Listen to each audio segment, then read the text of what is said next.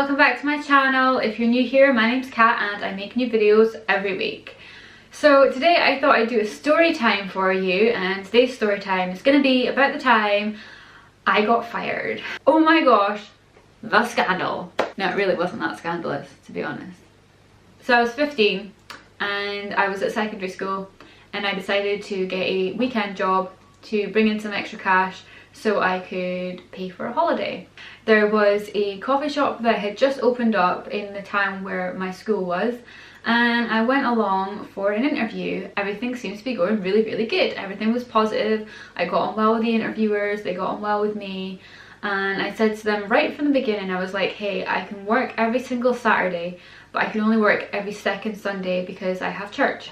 They're like, no, that's absolutely fine. We've actually got a shift pattern that we're making up that is every single Saturday and every second Sunday, so we'll just assign it to you. And I was like, okay, cool. So right from the beginning, right from the get-go, I made sure that that was known and that that was clear and everything was a-okay. So I get the job, which is awesome, and I start working there, and then things start to go wrong. They would allocate each person an area that they had to look after, and you were not allowed to leave your area and go into somebody else's area. They were very strict about this. You had to stay to your area. So some people would be assigned the counters, some people would be assigned the shop floor, other people would be assigned like the tills, the coffee machine, etc, etc, in the back washing the dishes, so forth and so on. So I was assigned the counter area and some other girls were assigned the shop floor. The girls that went on the shop floor, they all smoked, which is like, there's nothing wrong with that. I'm not like throwing shade at that, but they used to take their smoke break at the exact same time. All of them went for their smoke break at the exact same time, and they wouldn't just take like 5-10 minutes, they'd go on an hour. And this was like quite frequently throughout the day. And so while they were gone, the seating area, the tables started piling up with all these dirty dishes, and then people were coming in and couldn't sit anywhere because there was all these dirty dishes. And I looked over and I saw this happening, and I so desperately wanted to go and clear those dishes away because it was irritating me seeing them piled up. But I knew that the bosses were extremely strict about the fact you had to stay within your set work area and that you weren't allowed to leave, and if you did you'd get into a lot of trouble. So I didn't leave my area. Anyway, one of the bosses comes out, sees the state of the shop floor and goes absolutely ballistic, which I mean you would. But this boss starts shouting at me, and she's like, why have you allowed this shop floor to get in such a dirty state? Why haven't you cleared the tables? Just really giving me a hard time. And I'm like, well, because you told me that we are each assigned to our areas and we're not allowed to leave our areas. And she's like, well, that's correct. And I'm like, well, you assigned me to the counters. I'm not shop floor. And I don't know why, like, I had to explain this to her because I was stood behind the counter at the time. And she's like, oh, well, where are the shop floor girls? And I was like, well, I don't know. I didn't want to drop them in it and say, well, they're all on a smoke break and they keep disappearing for an hour at a time and they do this all the time. Like, I wasn't going to drop them in it, so I just said I'm not sure where they are. So she's like, okay, well, in this instance, would you mind clearing the tables for me, please? And I was like, yeah, that's fine, no problem. Because, like, I don't have a problem doing that. I was just following their instructions. So I go and I clear the tables, that's fine, and then I go back to covering my counter. So that was one occasion where I had a bit of a run-in with management. The second time I was at the counters and it was the lunchtime rush came on, there were so many people. And one of the managers came out from the kitchen and said, can you please take the orders quicker, go get the orders done, get them done as quickly as possible, just get them all taken because we're really busy and it's starting to pile up with customers out the door. And I'm like, okay, fine. So I go and I really quickly take everybody's orders and I write it down on like this piece of paper, and I take it into the kitchen and I stick it like above the workstation where the manager would go and see it, and then she would make the food. So I did that, I did exactly what was asked, and then I'm back at the counters, just manning the counters. And the manager comes out and she starts yelling at me, and she's like, you're taking the orders far too quickly. So I have the food ready way before the customers even reach the till, which means by the time the customer gets to the table, their food's cold. And I was like, okay, I'm really sorry. I mean, I was a bit confused. She's the one that tells me go take them as quickly as possible, and I go do it, and then she's telling me off for taking them quickly. So she's like, you need to let me know how far from the till they are. I was like, okay, that's fine. So I take that criticism on board, and when I take their order, I count how many like people they are from the till. So I'd say like 5th person from the till, 6th person from the till, 8th, like 3rd, and I would put the order through in the kitchen. And so I was like, okay, fine, you know, problem solved. No, the next thing I know is the manager comes out and she starts yelling in front of all the customers, like in the middle of our busy period, our lunchtime rush, just comes into like the area and starts yelling, and she's like, who did this? Who thinks they're being really clever? Who said 3rd person from the till, 4th person from the till? And so I says, oh, that was me, because you asked me to let you know how far they were from the till so that you wouldn't make the food too quickly, and in my head that's the best way I thought that I could let you know just how far away from the till they were. And she was like, oh, you're so cute. Oh, thank you. And then she left and went back into the kitchen, and I was extremely confused. But that was another run-in I had with management. This wasn't exactly a run-in I had with management, but I was afraid of the run-in with management. So we were told that we had to keep our counters really, really well stocked, and that you couldn't run out of your food, otherwise you would get told off. And you would get told off. My colleague is at her counter, and I noticed that her cheese and biscuits are starting to run low. And so I say to her, hey, I noticed your cheese and biscuits are running low. Do you maybe want to go and restock?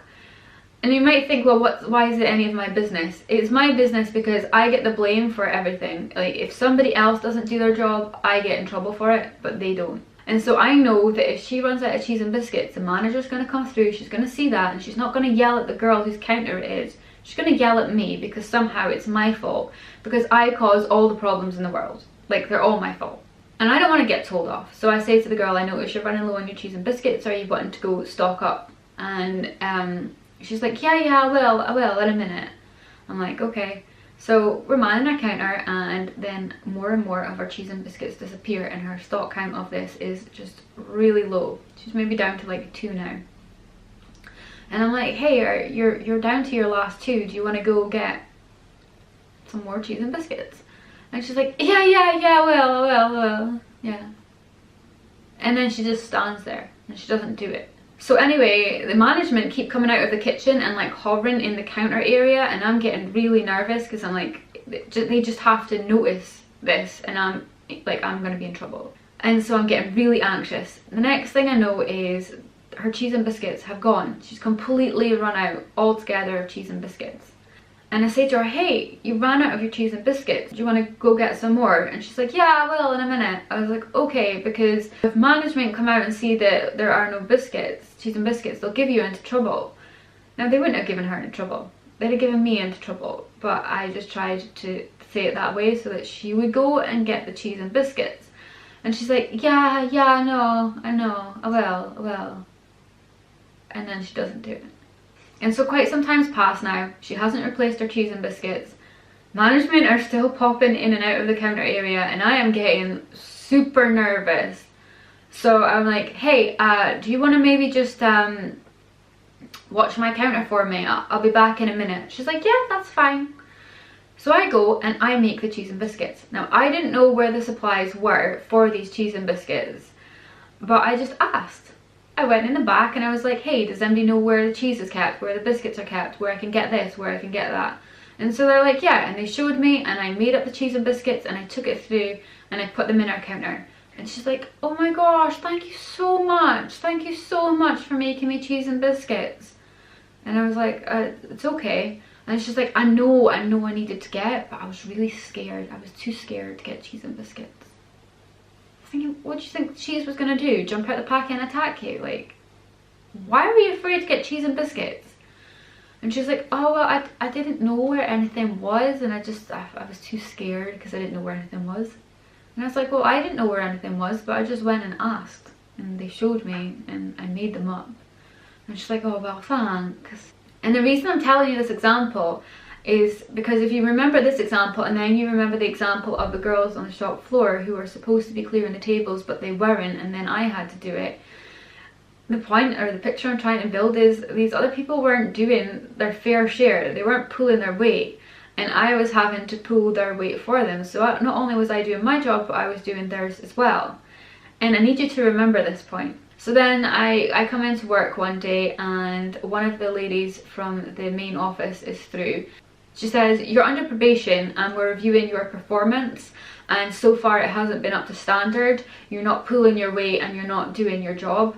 And if you don't buck up your ideas, then we are going to fire you. Also, you're not able to work every single weekend.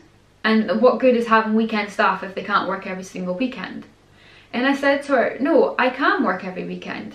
I just can't work every single Sunday. I can work every single Saturday and I can work every second Sunday." And this isn't news. This isn't new information. Right back at the start, at the very start, at the interview, I mentioned this and I was told it wasn't a problem, that a shift pattern was actually created already that matched this and that it would be assigned to me. So I don't understand now why you are saying I can't work every weekend, because I can. And she's like, "Well, regardless, you're under review, so unless you buck up your ideas, you're out of here." So fine. I go to work and I'm trying to work extra hard. But I already worked hard. Not only did I do my stuff, I did the other girl's stuff as well. So anyway, that's fine. Afternoon comes about, maybe like 12 o'clock-ish, and they bring in this member of staff. And they introduce her to us all, and they say, "This is our new member staff, she's going to be working weekends." And so I look over at her and I smile, and I'm like wondering to myself, oh, I wonder if she's going to be nice. I wonder if we'll be friends, maybe we'll get along. She seems pretty nice. And then I'm thinking, but you know what's really weird?